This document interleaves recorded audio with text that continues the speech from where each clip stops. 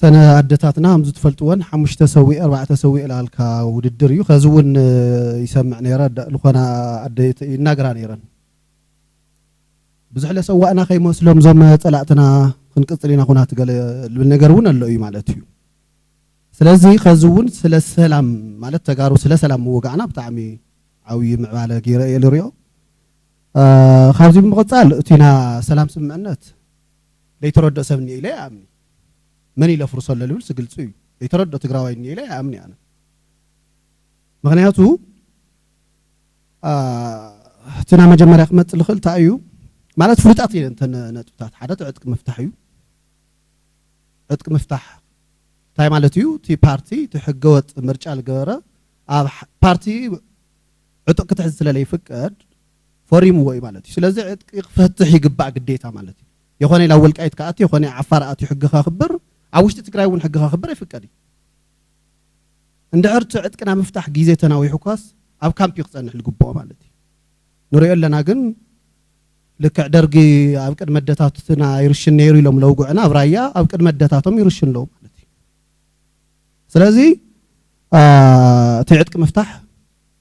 تبي اللي في ملء الملء حلاف نتوصل فتح صرح الجباء يجوري مالتيو كلاينة تقول لعل تفناقل من الناس الملكتيو تا نحوحت بعلو الناس بيتي من جرينا تناجرايا أننا مسانا طرح مسانا يمكن القبان بقلت تناجرا من دبرتينا من جرينا مالتي سلازي هزبنا التفناقل هزبنا ليس ملسوا المخنيات تطيقوا جل دبرتيني مالتي سالساي أتي جزاء تجراي الملكتيو جزاء تجراي لولو وساتهم مالتي زم حوحتويان مالتي جزاء تجراي البهالي اللي جزاء عفار جزاء محرا البهالي اللي نعم محدار وسنا له تفانق هزبي ملس أتي بزعبا معراب تقراي لنا نصوع نحنا أمحرا كل لون نوع علم ما تصوع لهم مالتي أكره خرص للغنا مالتي أكره خرص للغنا سمنا علم ما تصوع له تخكل يوم نحنا ون بنا علنا معراب تقراي لنا مالتي ما جرى شاب حق من قستيل فتح مالتي تقاميتي يزتناجريو منم لا شقاقنا قري ولي مالتي نا كالي أتي رابعي سحتت عوي سحتت أتي زنا سلام سمعنات الفرس الله مسنا دق حيل الجبر لركبي مش شعبي عملتي هزوم مثل بتنا مالتي كاب 10 شعب أنت 7 شعات يتحزوا للحزب تجراي وانجل لافت سمل مسح حيل مالتي عالم بقى لنا أجو أشبار مالتي مس شبار يوم عارفهم ما جرشوا سلازي إنساتي المثل توانا تنوانا وانا نتفاهم مالتي إذن وانا نا سلام سمعنات كفت سمع الجبان جوجل دبرت يعني أفريسو وانا مالتي كاوقات يلو وتم قال له إليت مالتي نا بوليتيكا بارتاتني وسوم زرزر لهزبنا يجوروا ولا من حالة فسلست عمات لهزبنا 3-4 بارتني يوم مقالة جور بيرهم يوم توعلس كالي ترجم لها مالتي تمالونا وتبي اسل بحال ميديا يسمعون يرانا أنا أنا تقرأ أنا أجزع بحال مالتي كالي ترجم يوم لوه لهزبنا يجوروا ولا سالسا ويانا ون كنا قارو سمع له خصومون زي تقلال قلبي طب يوم نقول ولت هزبنا مالتي سلازي تطيقوا جل دبرت يعني يقاتلوا تمام مقلل له بارتات يوم مالتي لمصع حدقه مالتي انا قلت يوزيس منم لدا ነገር ትግራዋይኒ ኢለ አያምኒ ማለት እዚ ለባጠቃላል ግን አነ ታይኽ ብል ደሊ አፍቲና ሰላም ጉዳይ ነው ገተለና በተጋሩ ማለት ተጋሩ ከም ተጋሩ ታዩ ላውዙ ደረጃ ዝውጽሕና ልብል ነገር ምርአይ የድልኝ ብዙ ጉዳይ ዝል ተታሐዝነስ ለሎ ምርአይ የድልኝ ከዝውን አነ ሀገረ ትግራይ ልብል አጀንዳ ለሎ ወሰብ ከዝውን ገና ለህዝብና ለሐደጋ ለወስድ ጉዳይ እዩ ናት ፒኤልኤፍ አጀንዳ እዩ 5-6 ፓርቲም ለለዎም ይፍለጥ እዩ ህወሓት 5-6 ፓርቲ ለለዎም ግልጽ ማለት እዩ ስለዚህ ሳቶም ታም አጀንዳኦም ኢትዮጵያ ምጽላ ሀገረ ትግራይ ልብል አጀንዳ ሒዝካ ምምጻእ ለህዝብና ለሐደጋ ለእት በነገራችን ላይ አብቀረባ ጊዜ ታይ ተፈጽሙ ኢትዮጵያ እንደህር ሰላም ሲና ቀድሞ ሁሉን ህና ምን ጉዳስ ቀድሞ 5 ዓመት ኮሪናዩ ናይ አብ ኢትዮጵያ ናይ ኢኮኖሚ ችግር ተጋጥሙ ሲ ቅድሚያን ጉዳን ህና አይና ሐቀይ ነገር ግን ኢትዮጵያ ላንቋሸሹ ኢትዮጵያ ላጸሉ ልዑል ሰባት ነው ማለት ናይ ኢትዮጵያ ህልውና ናትና ህልውና ና ህዝብ ትግራይ ህልውና ቅድሚያ ይሌላ አምን ማለት ስለዚህ ዚኦም ብለይ ምሕረት ምቅላስ የድሉ ማለት ለዞም ህወሓታውያን ባጠቃላል ማለት ስለዚህ በሱራአነ ኩለል ደልግን ና ትግራይ ተተሐሳስ ባይና ንጉንጉል ግበና ይሌላ አምን ህወሓት የለ ይኸዚ بتقام درجاكو ነገር ግን ተሐሳስባ ግን ሰፊሩ ይኒው በሱረፍቲ ኢሊስ ልባሃል ማለት አና ሱ ይጥዑ ኢለ ይመስለኒ መንገድ ጥፋት ሒዙ ለኸድለ ኸዝውድ ካብ ጉጅለ ደብረጽያን ለገደደቶም ካልኦት ኃይልታት ለው ይይለ ግምት ማለት እና አውዚውን ምክክር ለድልዮ ጉዳይ ይይለ አምን በሐፈሻ መስቲ ለሎ ሁነታት ካሊ ግን በሱርት ሰላም ስምዕነት ካምቱ ሃይለ ኪሮስ ሓውና ለቅሮ ብና ፌደራል ዲሌት ተፈጸመ አሜሪካ ለጎረ ነገር ማጨውና አድግራት ለበጽሐ መከላከያ ኢትዮጵያ ሲ አሜሪካ ፈርም ይልወን ፈረመ ጉዳይ ይሆነ በዲሌትና ኢትዮጵያ መንግስት ተፈርሙ ምስተፈረመ ግን አቶ ስብሐት ነጋ ማለት እዩ በዓልዋና ናህወሓት ጊዜ መግዝ ይሉ ተናጊሩ ጊዜ መግዝ እዩ ጸላእትና ለበታተነ እዩ ብጻይ ኢሳያስ ገለገለ ይሉ ይናገር ነው ማለት እዩ እቶም ናህወሓት ጀነራላት ውን ያው ሓደ ትውልዲ ለኹናቲ ለመስዋዕት ይዳለ ገለ ይሉ ነይሩ ማለት እዩ ካብ መጀመሪያ ትሒዞም እዮም ለምስልጣን ለምዕጣቃት እዮም ማለት እዩ ምስልጣን ካዕጡ ወይ ከሰልጡኒ አይፈቀድ ይብቱና ውዕል ሰላም ስምዕነት ማለት እዩ የኾነ ምስ ሻዕቢያ ክሰርሑ ማለት እዩ ስለዚህ ግልጽ ይኮልጉ ቦዚ بسرو بعد تقال ግን أنا ون بولكي قدمت خنات ون كنات تقايمنا باندات تهاي الناس للتواررنا وتخنات نخل تشع 10 سلسي خم جيجنتو ني توصروا ولا تم تدي فحواتنا البهالون كم جيجا قبلوا كل يوم ማለት ትክክል የሆነ የጌጋ ይብሱ ለሆነ ችግርም ልመጽና ገርና خم ለሆነ ሆረር ነገር ኢትዮጵያ ሀገርና ሆረር ለሆነ ኃይል ልጸለና አካል የለይ ከህዋህት ወጣ ነጸላ ይብለይ ስለዚህ ከዚህ አፍ ትግራይ ውሽጥ ለሎ ክልተ ፖለቲካው አስተላለፍ ይኒው ተሓደም ሻዕቢያ ለዓረኸዩ ተሓደ ትግራዋይ ኢትዮጵያው የለውጥ ደላይ ልንቀሳቀሱ እዚ ግልጽ ምዃን ፍለጥ ክልኒው ማለት እዩ ኢትዮጵያ ልጸልእ ሰብ አነ ምናልባትና ኢትዮጵያ መንግስቲ ከመይهم ለሪኦ መመቀለለሎ ፓርታት በጣም ይልገርም ባይዘወይ ብዙሕ ነገራት አለዩ ምስ ፓርቲታት ኮይኖም ሕጋውያን ውን ምስ ሻዕቢያ ርክብለሎም ነው እዩ ካብ ጉጅለ ደብረጽዮን ምንም ሕጋው ይኾነ ዕጡቃ ስለለሎ ወጥራሕ እዩ ስለዚህ በአጠቃላል ግን አነ ታይ ይኽብል ደሊ እቲ ጀሚርኩም ወለለኹምና ሰላም ጽቡቕ እዩ ተጋሩ ስለ ሰላም ዘተ ምግባርና በጣም ሓሪፍ ጁማረ ኢለ አምን ክንቅጽለሉ አለና ትመፍትሕ ኮን ልግባእ ግን እዞም ክልተ ኃይልታት ክንቃለሶም አለና መንእሰይውን ክነንቅሕለና ኢለ አምን ማለት እዩ በይንቶም ተጥሪፍናዮም ለምጽዎ ተአምር የለ ኢለ አምን ፌደራል መንግስት ግን ከዝውን ልገብረለት ትዕግስቲ በጣም የኸድንቅል ደሊ ናትና ስራሕ ኣብ ሓፂር ግዜ ሰሪሕና ኢና ክንጥይቅ ልግበአና መንእሰይስ ክንጽለለና ካፍቶም በላዕት ነፍስ ጉጅለ ደብረጽዮን ማለት እዩ ኢለ አምን የቀኒልኝ ሰላም ስምዕነት ፕሪቶሪያ ዝምልከት ዝለዓሉ ነገራት መቸም ብዙሕ እንዲ ከዘራርብ ዝኽእል ብዙሕ ከዘራርብ ይኽእል እዩ ትእሊቱን የማነ ጸጋም እንዳኸነ ብዙሕ ተኸፋፊሉ እዩ ሕዚ ንስዕቦ ሚድያ ንናይ ባዕልና ሚድያ እኒአና ትነንቦ መጽሓፍ ንናይ ባዕልና ይኸውን ትንኽተሎ ፍልስፍና እውን ሰብኣዊ ስለ ዝኾነ ክፈላለ ባህርያው እዩ ብዙሓት ሽግራት እኒአው ኣብቲ ዝተፈጠሩ እቲ ዘመን ዘምፀሙ እውን ሽግራት እኒአው ባዕላዊ ዝኾኑ ናይ ባዕልና እውን እኒአው ዝሮ ዝሮ ንሕና እታ ዝመፃ ኩላ ስዊስ ሶሳይቲ እያ ገለልተኛ ኢና ማለት እዩ ኣብ ፖለቲካ ተሳትፎ ያለውና እምበር ሕወሓት እንተኾነ ናትና እዩ ብልጽግና እንተኾነ ናትና እዩ እቲ ጥፍኣት ሃገራዊ ጥፍኣት እዩ ባዕልና ኢትዮጵያውያን ዝፈጠርናዮ ጥፍኣት እዩ ናይቲ ጥፍኣት መገሲ ድማ ፖለቲካዊ እዩ ፖለቲካዊ መፍትሒ እዩ ክወሃቦ ዝግባእ ዝብል እምነት ኣለና ፖለቲካዊ ጸገም ፖለቲካዊ መፍትሒ ኣለዎ ስለዚ ፖለቲካዊ መፍትሒ ክህቡ ዘለዎም ቶም ውድባትስ ሸኽሚ ክኾኑ የብሉን እቲ ህዝቢን እቲ ዓድን ሕዚ እንታይ እዩ ንብልጽግና ክትጥይቕ ተለኻ ሕወሓት ከምዚ እንዲ ዝገብር ይብል ንሕወሓት እውን ክትጥይቕ ተለኻ ብልጽግና ከምዚ እንዲ ዝገብር ይብል ናይ ሕወሓት ብልጽግና ናይ ሕወሓት ወንጀላት ንብልጽግና ይቕርታ ወይ ምሕረት መውሃብ ክኸውን ይኽእልን ናይ ብልጽግና ወንጀላት እውን ከምኡውን ናይ ክልቲኦምስ ንክልቲኦም ይምልከት እሱ ብሕጊ ገለልተኛ ኣካል ይክረአ ዝግብኦ ተኻሊእ ፖለቲካዊ ጸገም ድማ ብፖለቲካ ተላዚቦም ክፈትሕዎ ክኽእል ኣለዎም እታ ፖለቲካ እያ ዝኩሉ ናብ ዝኩሉ መንከራ ኣብፅሓትና እኒኣ መጀመርያ እውን እቲ ምድፍፋእና መፀ ብዝኸደ ቁፅሪ ኣነ ስጋት ነይሩ ን2012 ዘውፃኽዎ መፅሓፍ ኣለዉ تمهقوا تجارو مدفع زعم زعز مسل نورنا أبي متصاون بتناي متخخ أنفت تختيل زي مسل نتصور عزنا ورا أي ناو كان يزوسد زبل سقات نيرنا زرو زرو تزموت قالو قديف نافتو زلنا يناي بريتوريا قداي كن بلتلنا ما خلاي منقست تداخيمو يو زبل قمقام صحت قمقام اللهم حزي زقي جاي أنا بزح جزي تيت قحتي لا سي بقى أدوع كبلي حنت ورح دموز خف لي يخلن زبل بروباغندا بتقرأي بتعم نمانم أمينامس تسكفهم طيقون سقات له هذا أي تداخمن بتعمي أو محارة خلل يواقع له خلل عوي كافر المنقست زلا خل بجت له نايوع البجت له نايوع الملشة فلي حيلي أدما بتانك زعنيو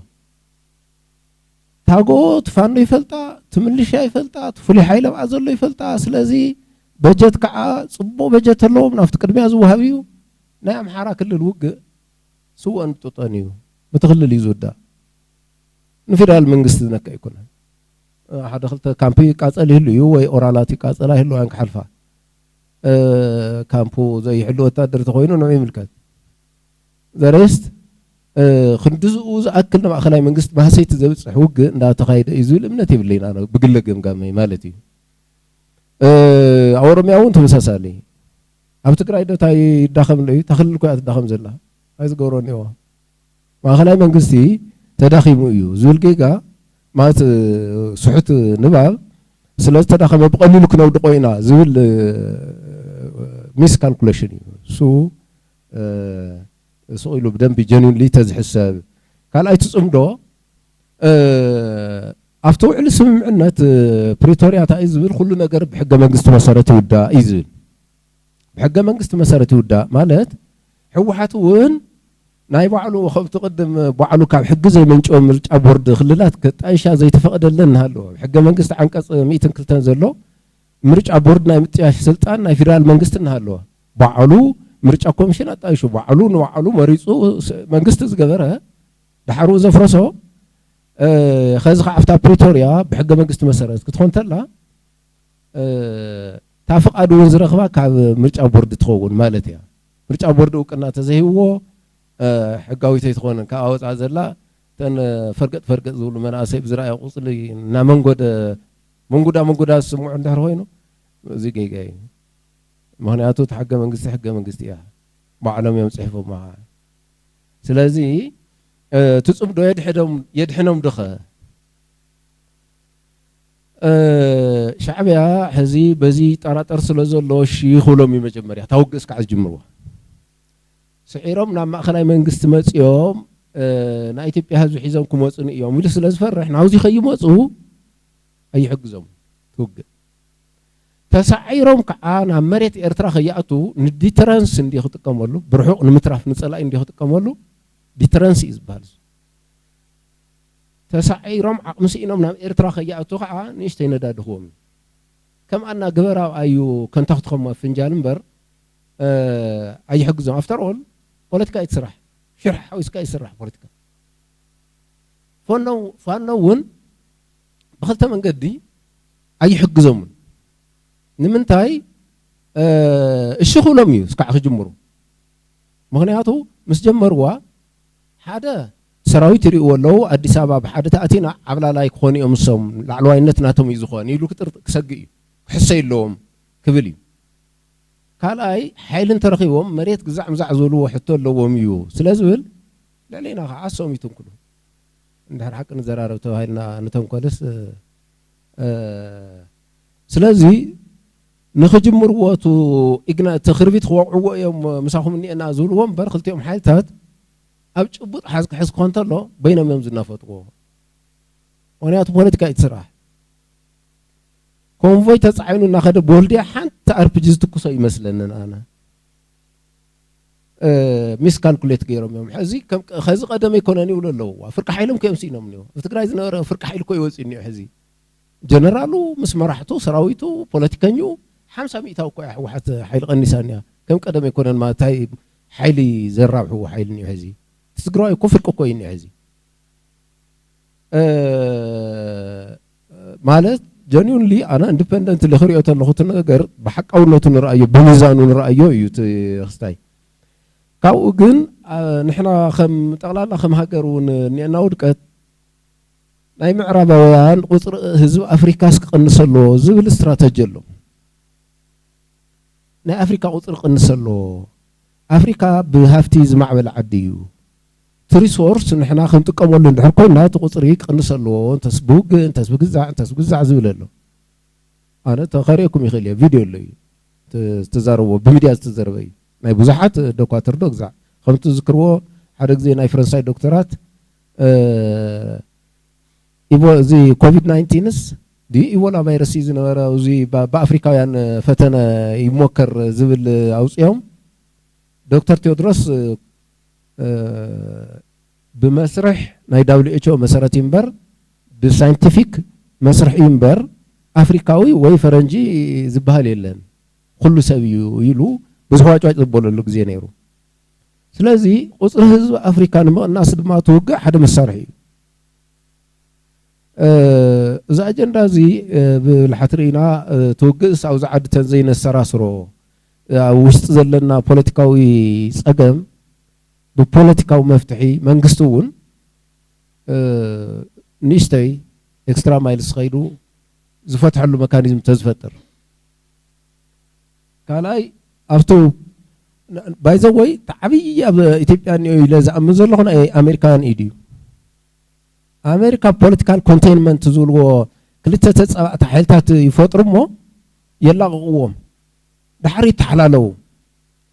حدا تشاينا ناوزي بنا أفريقيا تأتو زلا بإثيوبيا يلوم سلازا أمنو أوزي قونس اندحر هاليو عدوتو أوزي سيركوليس قبر اندحر خوينو إنسكريتك سمعميو دحنة يسمعمو انتم ناوزنا إثيوبيا زموصو تشايناويان انفسترات فورين دايركت انفستمنت بغطات وحزوز هلو انفستمنت قنسيو سلازي إثيوبيا بستخاله متن انستيبل كتخون اللو زبل حدا تشاينا ناوزي تغورو فسات وي كالا عالمو زغورو فسات كم مكلاخلي زغو يو زبل امنتون لني ازيون بنقحات مرأي خم حدا قد زيغا زدلي مسلني وغن فيدال منغست كرا زلو يزارب زلو كاود ما قطر حدا جغنا زبهل بعل خنفس خمس عري سمعت خمس عر مقصصاري او كالعت معات مراد يكونن اب تحت زخونه يكون مخنيات اب اثيوبيا سلام كل يزغبو اب تግራይ سلام كل يغبو اب اثيوبيا سلام كل يغبو اب تحت زخونه يكون مخنيات كاوصا تي ناي سلام مالت ختزارو يكونن زلك قدم حزي بزح نكراخر لزنورنا فتنا يهدق زي اسكا خلتشان شمونتن كو يهدق سلام كو ينيرو قلمل زوللو تسوشتو سلام ينورون نيجاتيف بيسي زبالسو وشتو سلام نا تسمع يكونن سو زوله زخونه بتر سلازلي زخونه بقى بفرحي بغزع بسقات ثلاثه مقالس مسمر نيرو حدا سي سربانت تخوينو بوصي تكور زبال بإفشنسي وسيدهم زج قبلو انفيتي لم خبار وصل زخولو انسكريتي سمعوا في حرستاي تخوينو باكيج زع زبال التاوتات ناي حرشا ناي لقاح ناي زع يمصوا اطعما غنزو يفلطن يطففو لقحي ملسن كويلو ياسرو اندحر فرقت قد زبزح خوينو اندحر فرقت قد زبلاش غريلن نقاداي تخوينو بغبر حزوه اندحر خالوس ببوليتيكا زيدلو يسوات زدقف زقصر اندحر كوينو بغبر حزوه هندزي خا تخفر نافلطو مالك سلازي نيجاتيف بيسي نيرتو زنبره حزون افتونا دغفت هكدف نسمع لنا وزلم قنن يدما منغست اثيوبيا منغست ايرترا يغرت حتيتو إلهم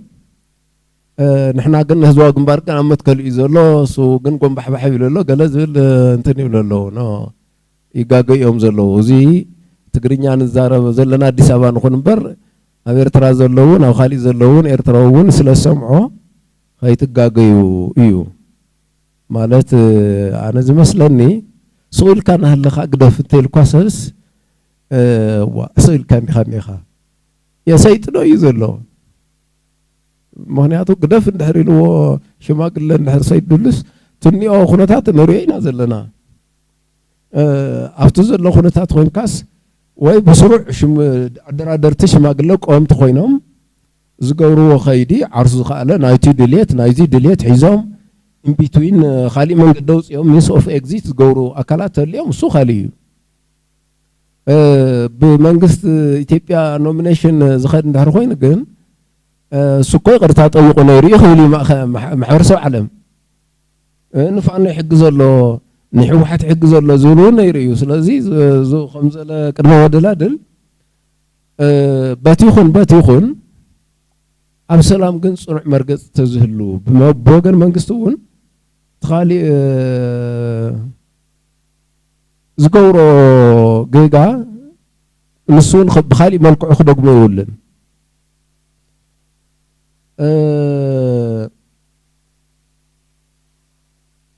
زي قالت إيه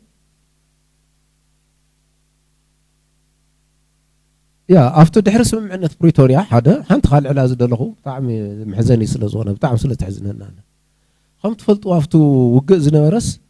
بطعم نحنا دخيمنا بزعبة هزب تجراي زخل مكرا دخيمنا ندقسنا فرنجنا ناس حفينا نقرفونيرنا ودياون مستف بايزوي بتوقت راح يكون قديمه ودياون مستفرمه هزب عالم تقودينا إنا كمية تجبرنا حجزنا حما ودأت بس إحنا إيلكا كهزب عالم كنرخو نخيل زنبرنا ناي post conflict reconstruction budget حاجزن دقحن ما يترفو جزء عزيون كراقحو هزب عالم بتعزب ترينا أنا بطعم زحزنا نزيو كوحد كبزح حنبر إذا زيت زرقح عدينا ورد الحرق أنت مساند نورون بتعزب تريهم مات تو زوج حنا بدل حدا نايت حدا بدل نوع يزملك حدا ونز حدا يزملك سلازي أبو تقرأ زلو خناتات بوداد وادي سابا ونزوا أنيرا سؤالنا تناي معرب تقرأ نر إلا نمبر أبناي معرب تقرأ توسيدنا ون أو كل المنقسط محارة زول حق منقسط مسارة ديزل فايز ورت حق منقسطنا يا محارة بمعرب مس السودان بسمين مستقراي بدو مس بنشانغول بمبراق مس خمزي قليلو يزغمت بسمين مس إرتراي يبلم بحق منقسط مسارة خوينا مريت معرب نب ممحداراوي أكللو مستقراي حق منقسط إثيوبيا كاو سعوز وصا كاو زمنش أو حقي حق كل الدماء قومي لي زغمطو سلازي تم محداراو وسن لو ألاو جزءاتنا زبال أنا حو حد دقاقي مولو ألاو جزءات كازولوه نسأل نسل زعمنو ديوم نسأل هجرنت ديوم زعمنو أي مثلا ما نتسب نسأل نتي تدفير الزبل بعد أو مجزأت سمعت كفتر له توهايلين بين ممحدار وسني زبال سلازي ببريتوريا بحق منقسط مسار سلازول تمريتون كم لسيز قبوه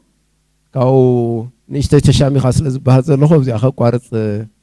أي قدر له زم مدرادرتي ناي بريتوريا تعمي يوم كدنقو زقبهم زبللو منقدلو أنا تي وعلي أقدامي كم عود بزخون مدرخون أقربي نيري حد أرتيكل مصنع مكيرة نيرة تعم زقر من نقل بزح حزبنا يتردو نمبر حد ناي وعلي بريتوريا تنعسرت سلسة 14 عنقصات مستحد حد نحق منقستي زتت أمراين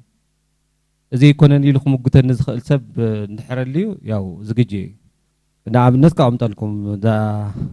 أرتيكل شوعته أب حق 50 حدا نزل حق منقسم مستناي شوعته أتأمير مولو كنت في تشان خلينا سوي لسامبلي كأمثالكم مالتي سلازي أتي 50 حدا مش شوعته مستشعته ون أرتيكل 4 شمونتن زبلون مس أرتيكل شمونته حد أميرون كمي كم زصنعوا أنا سربرايزي خويني مالتي سلازي أتي وعلي بروتيريا نمن زحلو إيو نحري لكمني بتخكل ننا إثيوبيا حق منقستي زخبر constitutional order زخبريو وينم أبزي أين سمع معن سلزي سمع معنا خالي أجرمنت خفرمون يروون سلزي تحقق من قسيم نخد كبر كافتي ناي مرجع خسر رز مقبار جميرو سلزي بحث يروح حد حد أتن أب حقق من قس زلو أرتيكلات مستنزلو ناي بريتوريا أجرمنت كسمع معاك وهذا ينجر بزرزر أنا خقرب من الوقت كان بتناقون خلنا حد ناس بتعم بزقرم 100% مستحق منقستي تأساسيري نستحق منقستي نزحلو خمس حلو تغيروا يتسارحوا أو فريمهم اليوم سلازي حق منقستنا مخبار قديتها علنا كلنا تبز فرموا نتحق منقستنا إثيوبيا حق منقستي كخبر خا قديتها وبي كوم تزي كوينم كعب هاجر كحدتون كحتو قدني أيام ببنايون خمسولو سبعة وسلة زلو أيام ببنايون يردنا كم تاز نبرت قدمي 20 شوعات دي 3 عامات بتاع مزقر من سربرايز زخون نوركو عبيت سبات عبيت مرحت زبهالو أقطع زخون استفلا لا يقطع كا ويتر أنا ويتر سلز نوركو أفعل عبيت هوتيلات يستناقض نيره كذا ربهم كله حق من قصي تيبا إيفن أم بيبو أيفلتون حق من قصي أوكي بير سبات تبل الله أينا حق من قصي إلكان نحرتهم عبيت حلفتي مثلا يفتقرأي نازلو نحرت أي كيم بتعمي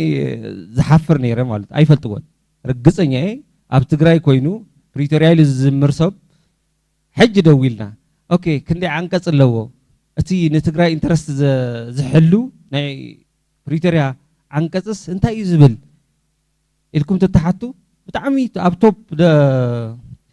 شمن زي مصوعي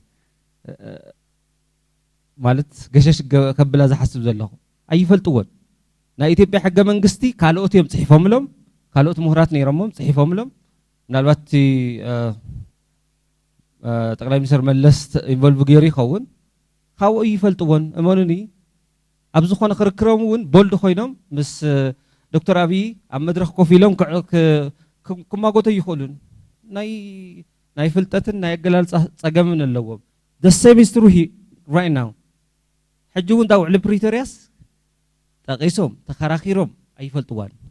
كم تا حوي زبلا فلاسيت ديا قشديو كلهم وعرف بريتوريا قليل لهم يزاروا قنيلا أتخيل إتنا تبي بنقراش لي أبزي كلنا كم حافشوا فلتتن بعلو من تهزبنا كبرم عركي كبرم حوي 5 تقصو عوت حزب تግራይ ዘምፀ ማዓት ቢልዮናት ሰባት ዝበለፀ ከይንጠፍእ ዘኽበረ ስለ ዝኾነ ንዓና ዓወትና እዩ ኣነ ብኸምኡ እዩ ዝርድኦ እሱ ቃል ኣገላልፁ ብጣዕሚ ደስ ኢልኒ ናፍታ ካልአይቲ ንመፅእ ተን ኮንተስትድ ኤርያ ዝበሃል ነገር ኣሎ ብጣዕሚ ኣነጋጋሪ ዝኾነ ተን ኮንተስትድ ኤርያ ዝብል እውን ብኣርቲክል ብሕገ መንግስቲ ከም ዝፍታሕ ኣብዚ ናይ ፕሪቶሪያ እውን ኣሎ ኣብቲ ሕገ መንግስቲ እውን ኣሎ تعنقص راح يمشون هيوم خاب حق من قسم مزيزهم أبريتير رقم يتمو انتي قيتشت الخفتح مالتي سلازي ازي كلنا كنريو كنردون يزقبنا او خنسرح لنا او خننكح خنكل لنا نقحنا نبل سبات ون بولدو خينا خنوص خنكل يزقبنا حزبنا يفلطو اي دونت ثينك سو حزبنا يكون نس بعلم يفلطو ون يزبلكم زلهم بعلم تم بزيكاتم تدرادرتي أم بيوم مخوني وندو شوكيلنا إنا زول هنتنقول له رومردي أدنو أسهم بتقرأي كوينهم حجز محاضر زلون حدا سيفلتوان فلتوان دحر كوينهم ياو فيديو كول جيرنا ونسهم سلازي ناوي نحن مسنا زلنا خلاي نجر من الأساسية نتبي خل علاج دللي عقمي يبلون نيتي بأمن قستي إيلوم يوم زاروا خاب تقرأي بالحساب خاب مدرخون سمعي أوكي نحن عن سلامنا نصرح زلنا كوينات بلع عسب مخانو كوينات سي زالم بسان كبابي عن قلوم خادان دوم تدارك تنزلوا بترجع قام سلزل علو ن 3 عامت انت كايد زخل بلع عسبي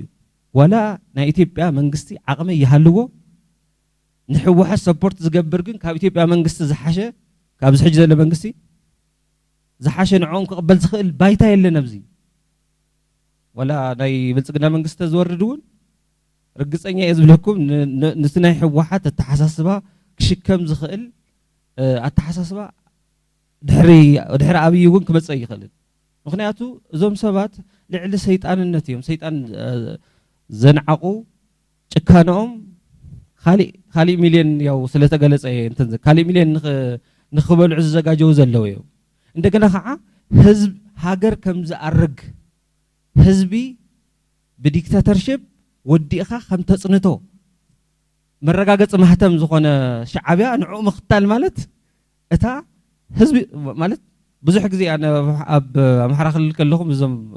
ኣምሓራ ሓዋትና ይካታዕ ነይረ ሃገር ይኣርግ እዩ ናተይ ቅድሚ ብጣዕሚ ብዙሕ ሃገር ከም ዝኣርግ ኤርትራ ምርኣይ እዩ ስለዚ ኤርትራ ዝበልዐ ምስ ፅምዶ ጌርካ ምኻድ ቀፂላ ትግራይ ክትብላዕ ባፈር ዞን ክትከውን ዲክታተርሽፕ ብሰፊሑ እንታይ ዝበሃል ዋር ሎርድ ገይሮም ኣለዉ ኣክቹሊ ዋር ሎርድ ኣብ ትግራይ ክፍጠር ዋር ሎርድ እውን እንታይ ዓይነት ዋር ሎርድ እዩ ተዝኸፍአ እቲ ናይ ሰብኣውነት ክብሪ ዘይብሉ ዝሰክር ኣብ ዝሙት ፎከስ ዝገብር ያው ናካሊ ኣጀንዳ ከይከድ እስኪ ኣብ ትግራይ ኮ በትግርኛ ተጻሓፈ መጽሐፍ በቀዳማይ ኣብዚ ነመረቕ ነርና ማንም ሰብ ይመጽን ሆቴል ግን ኣመረቑ በቃ ሆቴል ሰቂላ ዲግዲግ ዘለዋ እንድሕር ኮይና ብሚልዮን ዝኣክል ካበይ ከም ዝመፁ እውን ካበይ ከም ዝስብሰቡ ብጣዕሚ ዝገርመካ ተተሓሳስበና ንባዕሉ ካብ ባዕልና ካብ ኤሊት እውን ይጅምር ማለት እዩ ስለዚ ንጥፍኣት ዝሰባሰብ ኤሊት ንጥፍኣት ከዓ እንትን እውን ዝገብር ዲፈንድ እውን ዝገብር ነቲ ቅኑዕ ዝሓስብ ሰብሲ ከም በዓል ኣብ መድረክ ዘለዎ ኣሕዋትና ከም ዓይነት ሰብ ንዑ ኣታክ ዝገብር እንታይ ኢኻ ሞ ክትረክብ ዝነበረኸ ጥፍኣት እንድሕር ቀፂል እንታይ ኢኻ ክትረክብ ምንም እታ ጣዖት ብእንቲ ክትፈትዎ ሓዋ ኣታክ ዝገብር ያው እንዳዕለልና ነርና ሕጂ መወዳእታ ክልተ ኣሕዋት ምበኣስስ ጀግንነት ሓውካ መቕታል ዓርክኻ ኣብሊዕኻስ ጀግንነት ያው ኣሕዋት ከም ዘለው ኣንጻር ኮይኑ ዝዋጉ ከም ዘለው ፍሉጥ እዩ ያው ናብኡ ዝርዝር ከኣቶ ይክእል ስለዚ ብሓፈሻ ናይ እቲ ሕገ መንግስቲ ምስቲ ኣርቲክል ዝተጣመረ እዩ ተፅኒዕና ተነቕርቦ ካልኣይ ነገር ከዓ እቲ ኮንተስትድ ኤርያ ዝበሃል ራያን ደቡብ ትግራይን ሕመራ ኣከባቢን እዩ ዝብለፍት ኣብቲ ናይ ፕሪቶርያ ክልቲኡ በቲ ሕገ መንግስቲ ይፍታሕ እዩ ዝብል ስለዚ ወይንም ካሊእ ፕሪቶርያ ኣግሪመንት ክንስማዕማዕ ኣለና ኢሎም ናብ ካሊእ ይኸዱ እታ ዝፈረምዋ ግን ክፍፅምዋ ዓወት ናይ ህዝብና እውን በቲ ዘለዎ ክቕፅል ፍቓድ ማንም ክንሓትት የብልናን ከምቲ ዝዝረብ ዝፀንሐ ናብ እቲ ዘይተረኣየ ሰብ እቲ ዘይበስበሰ ሰብ እቲ ሓቀኛ ሰብ እቲ ቅንዕና ዘለዎ ሰብ ናብ ቅድሚት ክመፅእ ኩልና ክንሰርሕ ኣለና ኣብ ፖለቲካ ናሃሉ ካብ ፖለቲካ ወፃኢ ናሃሉ ንምባል ደለየ ይቐኒለ ሓሳባት እዮም ተላዕሎም ማለት ምድኻምና ለይተርፈና ዲስከስ ምግባርና ለይተርፈና ላፍቲ ውሽጢ ላፍቲ ፕሮብለም ኣቲና እውን ምፍታሽ ስለደድሊ በተለይ ትኩረት ንገብረለን ዝግበአና ንኣብነት ትግራይ ኣብዚ ሕዚ ሰዓት ሳምንታዊ ኩነታት እያ እኒኣ ሕዚ መብዛሕትኡ ብጣዕሚ ፅቡቃት ሓሳባት እዮም ተላዕሎም ውዕሊ ፕሪቶርያ እውን ልዕልና ብዙሓት ሓሳባት ተላዕሎም እዮም ግን ሕዝብና ሕዚ ሓቂ ንምዝራብ ብዞባ ብወረዳ ተኸፋፊሉ ንምሳሌ ንኣብነት ላብ ዓፋር ዝተፈናቐለ ህዝቢ እኒኦ ሓደ ሰባት ከዚ ሓራ መሬት ገለ ይብልዎ እዮም እቲ ቃል እሱ ከዚ ኣነ ኣምነሉ ሓራ ትብል ተኮይንኻ ማለት ባዕልኻ ነፃ ለውፃእካዮ መሬት ትነብረሉ እዩ ዓድማቶም እዮም ተሰድቶም እኒኦም ሃሚ ህዝቢ ዝተፈናቐለ ህዝቢ እኒኦና እዚ ኣብ ኩሉ ትግራዋይ ልንኩሕኩሕ እዩ ኣብ መቐለ ወይ ኣብ ካልኦት 5 ዓመት 6 ዓመት ዝገበሩ ተፈናቐልቲ እኒኦና እዮም ብኡ ልክዕ እንደገና ኣብ ሙሉእ ከተማታት ኢትዮጵያ ተፈናቂሉ ዝነብር ህዝቢ እኒአና እዩ ስለዚ ብዙሕ ተፈናቃሊ እኒአና ትታይፑ ፕላስ እንደገና ወረርቲ ሓይልታት ገለ ልበሃል ቃላት እኒኦ እዮም ትክክል እዩ መሬት ትግራይ ተሸራሪፉ ብዙሓት ኣካላት እዮም ዝጥቀምሉ ኣለዉ እቲ ስያሜ እዩ ዝተፈላለየ እምበይ ትግራይ ሲ ብዙሕ ኣካል እዩ ተመቃቂሉ ዝጥቀመላ ኣሎ ፍርቁ ወርቂ መናገድያ ይገብረላ ፍርቁ ትመሬት ለምሳሌ ምዕራብ ትግራይ ተወሲድና ዝኾኑ ዕጡቃት ኣካላት ወይ ዝኾኑ ኣካላት እዮም ዝጥቀምሉ ኣለዉ ማእኸል ትግራይ ተወሲድና እንደገና ትማዕድን ኣሎ ዝኾኑ ኣካላት እዮም ዝጥቀምሉ ኣለዉ ደቡብ ትግራይ ተወስድና እንደገና ብኡ ልክዕ ማለት እዩ ስለዚ ሃም ተጋሩ በዋናነት በተለይ ሕዝቡን ከስምረልና ልግባእ ላፍቲ 2013 ዓመተ ምህረት ጦርነት ለእተወና ታዩ ብሱርና አትዲና ነርና እዚ ኢና ናጽፈፍና ንመጽእ ካው ብምንታ ኢና ኸንወጽእ ካው ላብ ሰላም ተመጽና ላብ ሓድነትና ተመጽና ለፌደራል መንግስቲ ይኹን ለቶም ውዕል ፕሪቶሪያ ለደራደሩ አካላት ንሓተሉ መንገዲ እቲ ህዝቢ ልወጽሖ ጥቅዓት ንጥይቆሉ መንገዲ እኹል ግዜ ነና እዩ ሕዝ ጸገም ኮይኑ ቅድሚ ምራኽ መስከብ ልበሃል አው ልከይ ብጻሕቲ አትሞስፈር ምብልሻዩ አትሞስፈር ስሙዝ ለላይ ምግባር ስለልኾነ በተለይ ንጥቆመው ቃላት ንኣብነት መንግስቲ ኢትዮጵያ ልበሃል አጠቃቅማ እዚ ትክክል ይኾነ ንሕና ኢትዮጵያውያን ሃለናሲ መንግስቲ ኢትዮጵያ ኢልና ንጥቀም ተኾይና ዋ ኢትዮጵያውያን ይኾኑ ይዶም ሰም መንግስቶም ይኾነ ይድዩ بمرح درجة منجستي بالسجنة ويجعل منقف موجز الخلينا نجر مال بارتي وسوس أجمع يقولي إندجنا عن تووني ليه يعني عفتت أورنت مستعفنا إندجنا مالت هم دخمت جرنا أنا نقصر الجبنا اللي بالحساب سلل لأنه عاوزياك كيبي إبراهيم بالخام أنت تقصر الناس اللي دلوخي يغني لي تا حساب كل لازم دلوخون يشتحر حرق زين السبب لنا ما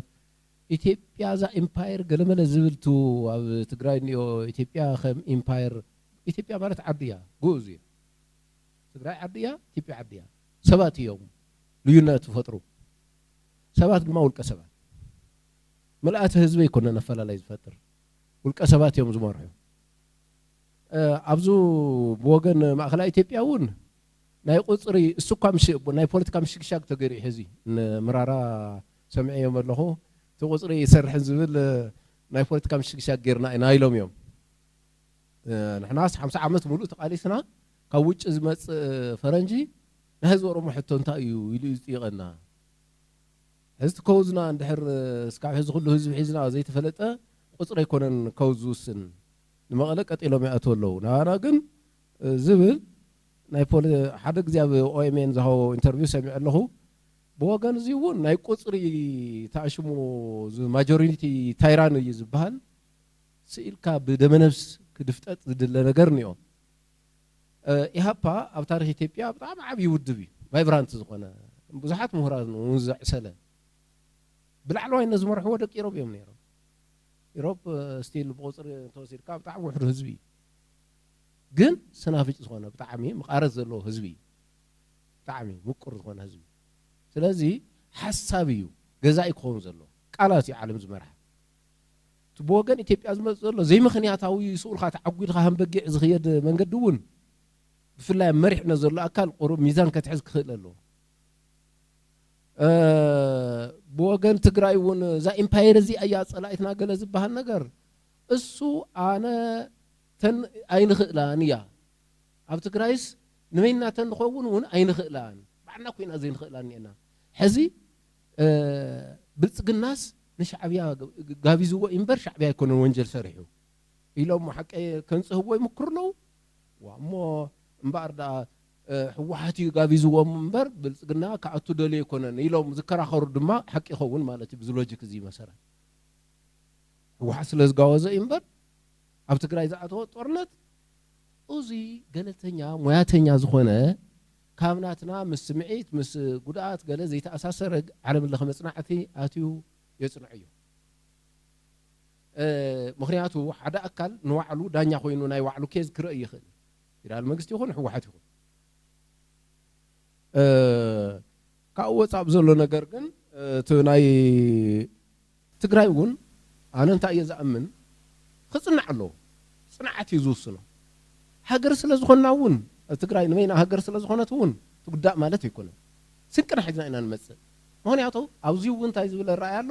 ከም ስንቅና ጫርሶም ናይ ኢትዮጵያ ንበልዕ ዲፔንዳንት ገይሮም እዮም ኖ ኣይኮነን ሎሚ ዘሪፎም እዮም እምበር 289 ኩንታል ወርቂ ናብ ፌደራል ማእከላይ ባንኪ ኣታው ዝገበረ ትግራይ 289 ኩንታል ወርቂ እዚ ብሚድያ ዝተዘረበ ዘረበኩም ዘሎ ስለዚ ትግራይ እውን ዘለዎ ሒዛ ትቐርብ ዘይብላ ከዓ ካብ ካልእ ትወስድ ካልኦት እውን ካብ ንትግራይ እውን ዝቆይባ ዝጎድለን ከዓ ይወስዳ ዓፋር ኣይዘንም ግን ኢትዮጵያ ዝሽከም ብማዕድን ብጨው ዓፋር እዩ ሓደ ክልል ናይ ባዕሉ ጉድለት ኣለዎ ናይ ባዕሉ ፀጋታት ኣለዎ ስለዚህ ክጽናዕ እዩ ዘለዎ ቱ ናይ ትግራይ ሲ ብሓደ ደንኹን ብፌደሬሽን ደንኹን ብኮንፌደሬሽን ደይኹን ዝብል ክጽናዕ እዩ ዘለዎ ትበደል እውን ክርሳዕ ይንኽእልን ኣነ እኮ ኣብዚ ዝሰርሐሉ ዘለኹ መስሪያ ቤት ዶክተር ኣብይ ኢህደግ ኮይኑ ዋና ዳቦ ቆራሽ ነይሩ ኣነ ድማ ንምንታይ ኣባል ሕወሓት ዘይኮንካ ተባሂለ ቤተ ክርስቲያን ዝኣተወት ከልቢ እየ ዝመስል ነይረፍቱ መስሪያ ቤት እሱ ድሓር መፅዩ ትግራይ ኮይነ ድማ ተኣሲረ መይስ እዚ ብልኩዕ ክሪኦ ኢና ኣይንርስዖን ስለዚ ክብል ስለ ዝደለኹ እየ ብድጋሚ ስለ ዝተሓገዝኩምንን ስለ ዝሃብኩምንን የቕኒየለይ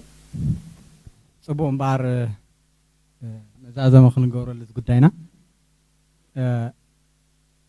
ክተርፍ የብሉን ለይተዘረበኒዮ ትብልዎ ነገር ተሃልዩ ሓደ ሰብ ዕድል ንሞ ካብኡ ናብ ክብሮም ክሓልፍ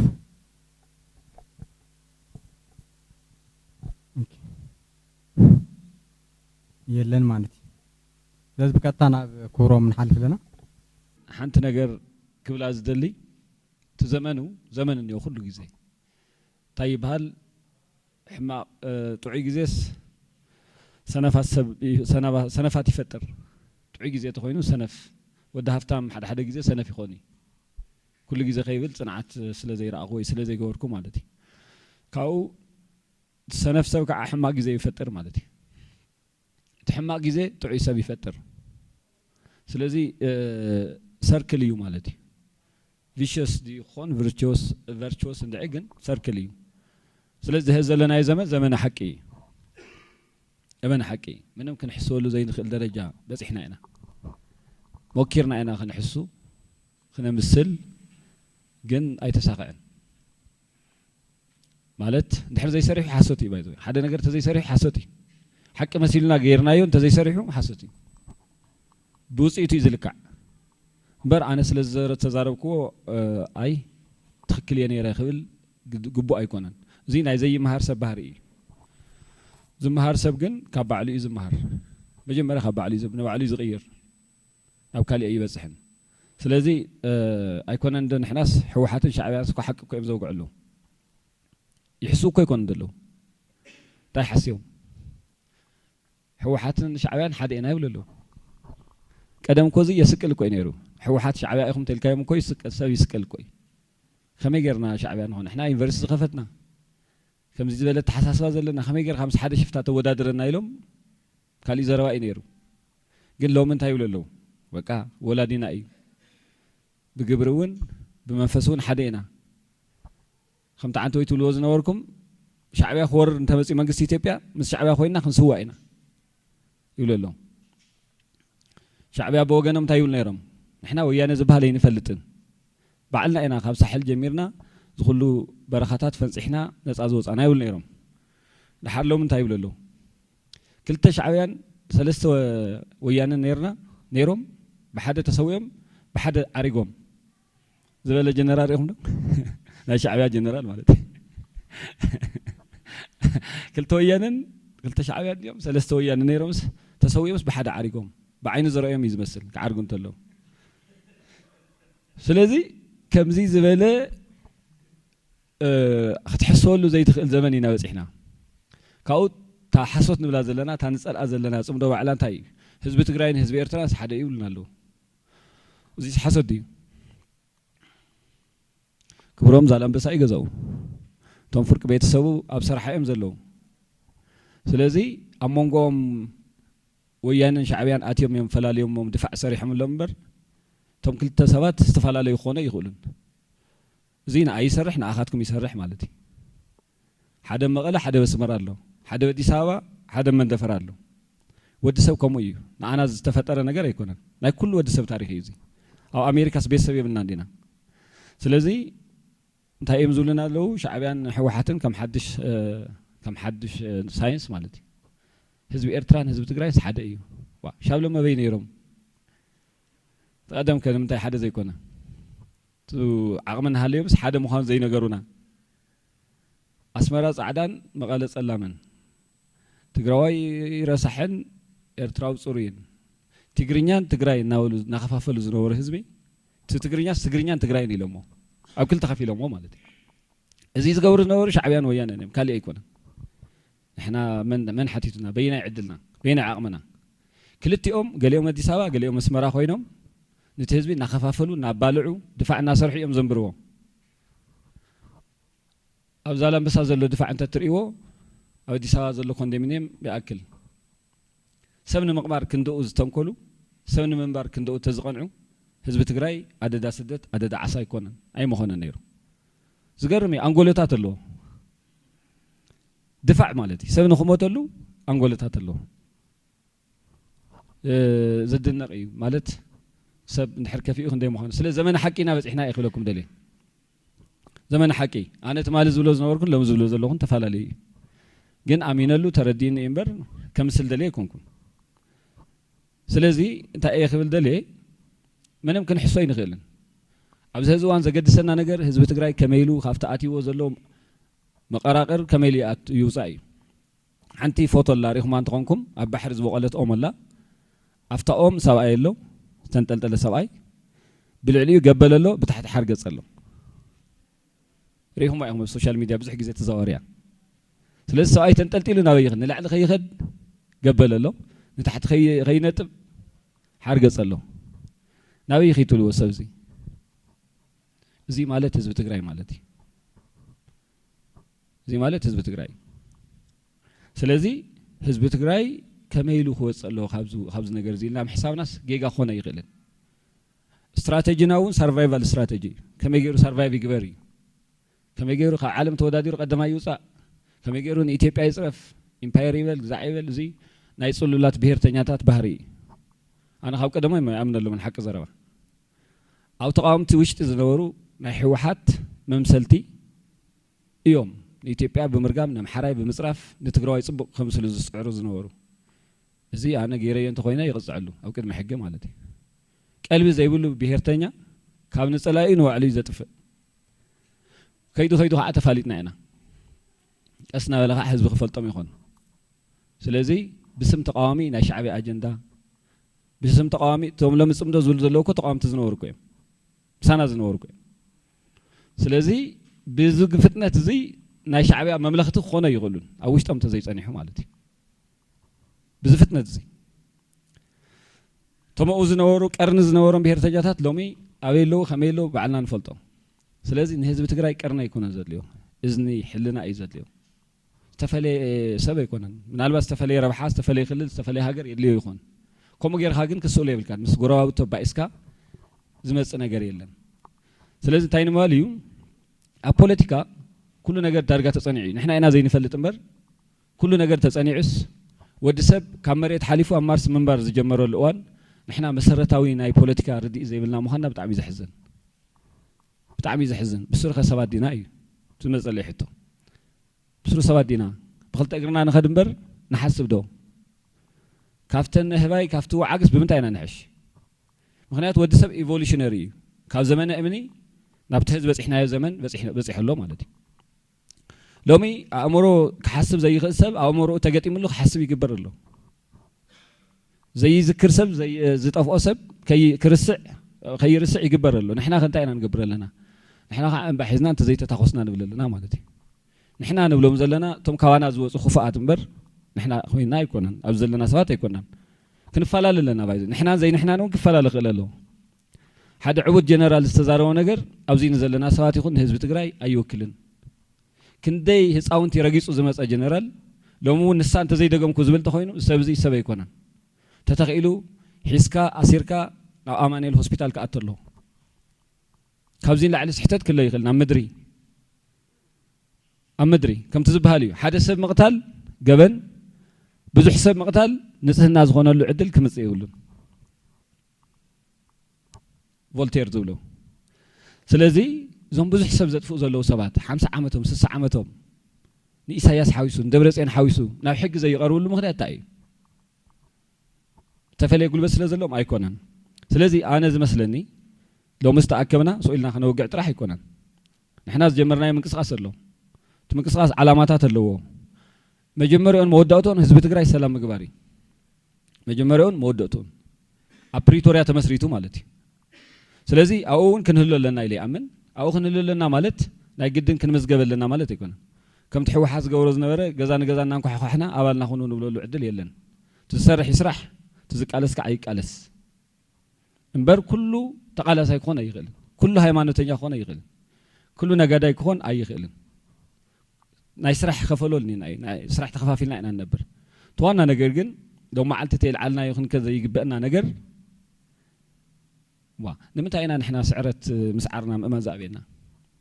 بقدم أي زخونة مدرخ محرر يرخندهم زخونة بوليتيكية تسعرنا أنا زي الحساب اللي أي تسعرنا أنا مو ناي سعرات بوليتيكا نسقوم دخاتوا لله خبلون نحر دلي تسعيركم هم كله غليه حوحات سلازم مثلا تسعيركم هم والي كالي قنك حوحات نامر حكا تسعيرك تسعيرنا يزبال تسعيرنا يزبال كالي منهم قونك يقولون هاي سخم تسعيركم نحنا قلنا يتسعرنا نسخم ويتهم نحنا لنا يبالن سلازم مرحنا او قابينا سلاز نور ناو قدل داتينا ناو قدل كن اتلنا صديفنا يزبال اي صدفنا يبالن حسوت يسو سلاز صديفنا دولة ينزل بها سنة في شوفير حزنا أو قدل أتيو لو ممكن دقمكم إيه ولا نالو أتو نافتا بس دقنا خشوف فري عدلي كري إيه ولا لا زخل الهزب مسالغة مالتي سلازم سافر سب كندا يخون تسافر كتعنا وخما يخون نقول متراف كنت هيك نصرح تعياتنا بالسوات مالتي زيت بوليتيكا سلازي عالم زسرح نجر نعانا خسرح كخل له كنت جرمن حيال عد كويلن جرمن هتلر بزبها العود تمريحهم تفيهم تسعيرهم سلز جرمن تسعيرا يتويلنبر هتلر تسعيرو زبل نجر يلن جرمن سلز تسعرت أو كلا يكونات عالم تسعرها هاجرات نبينن تنسعرها عن بينهم يوم تسلفهم نعمت أب سكريتي كونسل فيتو باور زلون هاجرات نوا إن فرنسا إن إنجليز إن تشاينا إن روسيا زين تايدين تنسعرها كوين فرنسا كاب جرمن يتعبي أي تبلز وي معرئين وي خونا خودا دراي خلاين كبلال صندلي يكونكم جن جرمن اب فيتو باور اب سيكوريتي كونسل ديلا فرنساي زلاتو له مخنيات جرمن سلسته سعرت فرنساي سلسته سعرت فرنساي كسعرت لا جن مس راشا مس امريكا مس انجليز كوينا بيناي كونت طاليان ابو زيلا نمتاي سلسته سعرت جرمن ديمه لو طرح يكون بزح معقب يزلوا ناي سراويت قصرا ناي زي وتدرنا تكنولوجي ولا جزءاتها كومبرومايز غيرايا جيتاچو ردا بريتوريا خطلو تايلنا توعلي painful concession painfully زي اين رسعن اين ذكرون با painful concession معرنا تعملنا كنا بريتوريا غيدنا painfully concede غيرنا هنا تدراديرنا هنا نمنتاي سلسته سعرنا زي أموال نمتى أتحفر سلازي ناي مجمريا ناي هيوت منقدي سعرت كام قبالي ناي مجمريا مالتي زي أخي سمعوا زي دليل تموانا استسعروا سواتيهم تموانا مالتي أبزي زول هزب جن تسعيرنا زي ولا لهم خنيات يلن عنتو يونا العلنيرنا جابان كمو جابانون كمي جابان بهيدروجين بومب تدمديوا دحار سعرتها تقبلها مستاز دبدبه تعد خوينا عد هانيزا تزغرب ነገር እትጸገምና ከንድ ጃፓን ይሆንን ትጉራና ግን ካብ ጃፓን ይحلف በቃ ይገርም ማለት ሓደ ግዜ ትግረም ንሓስ መንና ማለት ነው ዓልኻ ኮ ጽቡቕ ትርጉም መሃብ ጽቡቕ እዩ ዝተጋነነ እንተ ኮይኑ ግን ትፍንዲኻ መን ስለ ዝኾና ጀርመን ይኮና ጃፓን ይኮና ጣልያን ይኮና ንሕና ኣብቲ ድሑር ዓለም ንነብር ካብቲ ድሑር ዓለም ምን ኣብቲ ጭራ ንነብር ህዝብታቲና ምንም ሕቶ ዘይብሉ ማለት እዩ نزي استفلي ملك أخن وين نخلن زي بفوتوشوب كنا تصاوبق نخل يكونن حقيقي سلسلة تسعيرنا أنا تاينا هنقبر زلنا بايزو يستسعرنا لو ما يكونن 83 عام تمرت تسعيرنا مل زيناوي تسعيرو يعدز مرح نيرو تسعيرو كنتارو خلل حيزو كنتارو بوليتيكينيات حيزو بينو بلعلو خوينو تنصافيفو ينبر نيرو أملاخ قديم ومبر تم تحتي زنورو برقصاينت كسالو خمس زنورو منم حتى يولون ካብ ህዝብ ትግራይ ስለ ዘይበልጽ ማለት እዩ ተፈለየ ዓቕሚ ተፈለየ ርእስውን አይነወረን ሓሶት ይሱ አምጡ አልፋ መለስ ኢሎም ዝሸወድና ይሱውን ሮኬት ለና ግዛዕ ኢሎም ካርቶን ዘርአይና ማለት እዩ ስለዚህ ተፈለየ ዝባሃል استفلي زبال سبيبنا نحسوتي حكيم بمخان استفلي معاد حكيم يزلبته بشحات بوليتيكينيا بمخان اشح بوليتيكينيا يزلو سلازي نحنا عدا ملسينا نخفل دلنا ملس تسعيري ان اثيوبيا زمرح نيرو توم سعروا سوات امريكا خوينم ينور نيرو توم سعروا متكاسي كالي كابزي تسعيرهم تبيلو امريكا خيدهم او خوينم جن بملس يمرحوا نيرم ملس كموتلو ملس ناي اورومو بونيرو ناي عفار نيرو ناي صومال نيرو ناي كلن كللات تبيلو كم خونا يقال ملس ناي حدا اكل ابو يخون تخيل ويناي تግራይ ويناي اورومو حدي محازي ممراز اي تግራይ سين اسنيمو ناي اورومو بو ينتيلو ناي اورومو مخاني تግራይ زحشن تيل ناي تግራይ مخاني ኤርትራ ተይሉ ناي ኤርትራ مخاني تحقق ግን نفلطاينا تحقي فلتي ስለዚህ خالي معلت خنا وقعلو نخلي يعني تاين مواليو بريتوريا زبال عنتوي عنقص بعنقص نوقعلو دنبل نيرنا بريتوريا حسوتون حقوني ببوليتيكا وانقا بريتوريا مالت صبغوا علي هنا فرصه يندلن كنا خورينا نقبع جن نحنا نفتح حق منقص نخنملس اذا تصحف دا انبر او زلو حدا بحدا ناترجمنا نفرد بيت كنوسد من عدل كبنا بيناي عقمنا تومو تግራይ ነው ጀነራላት ሒዝና ዲኹም ክንገብር ሶምዳ خالي ጦርነት ባይዳሉ ባዕሎም ባብ ክልተ እንባ ኮይኖም ከም ታንተ ወይ ዝሎ ዝወረ ጎይጦም ምስሱዳን ሓዲጎም ባ ምስየመን ክዋገው ገና ምስ ኤርትራ ሓዲጎም ገና ዓዲ ፈጢሮም ክዋገው ይኽእሉ ባዕሎም ዓዲ ፈጢሮም ማለት እዩ ስለዚህ ናይ ውጊ ወልፊ እኔ ወንበር ፖለቲካ ዝበሃል ነገር ብጥቃኦም ከም ዘይሓልፍ ባዕሎም ይነግሩና ኣለዉ እዮም ቅድመ ህዘ ይንፈልጦም ኣብ ትህዝ ዘለዎም ግን ናይ ሓደ ውድብ ኢና ኢሎም ካብ ዝጅምሩ ዝገብርዎ ዘለዉ ዕብዳን ከመይ ኢሎም እዮም እዚኦም ጀነራላት ኮይኖም ምክንያት ጀነራል ማለት ፖለቲከኛ እዩ ተዋጋኣይ ማለት ኣይኮነን ጀነራል ፖለቲከኛ እዩ ውግእ ተኮይኑ ተታሕተዋይ ኮሎኔል ትግዛዕ ዝዋጋእ ጀነራል ግን ጂኦፖለቲክስ ይፈልጥ ፍልስፍና ይፈልጥ ፖለቲካ ይፈልጥ ሕጊ ይፈልጥ ማለት እዩ ዝዛረቦ ይፈልጥ ይዛረቦ ይፈልጥ ቶም ህዝን የው ጀነራላት ናይ ትግራይ ጀነራላት ኮይኖም በእውነት ናይ ትግራይ ዕዳ ገና ኣይተኸፈለን ማለት እዩ ትዝኸፈልናይስ ገና እዩ ማለት እዩ ስለዚህ እንታይ ማለት ፖለቲካ ቀሊል ነገር አይኮነን ፖለቲካ ንዓና ቀሊል ይኽእል ንዓለም ግን ቀሊል ነገር አይኮነን ፕሪቶሪያ ውዕሊ ግን ከዓ ከምቲ ጌታቸው ዘበሮ ፔይንፉሊ ኮንሲድ ጌርና ዝፈረምናዮ ውዕሊ እንታይ ማለት ፔይንፉል ኮንሴሽን ማለት بكربات مراحت حوحات مس كرباتهم مس معارقهم تماريخهم زفرموا وعلي نزي زفرس ولا حدا سبيلن من قصتي إثيوبيا تماريخ خن ولا ينغلن سوينا نتعشاشو تزي كوينا مالتي تعشاشو بعلنا نموقع قصة زينا سلزي آية تاوعلي بريتوريا زي آية سلزي جن كعا شالا حزب تجراي كل جزء خنا خبرو سلز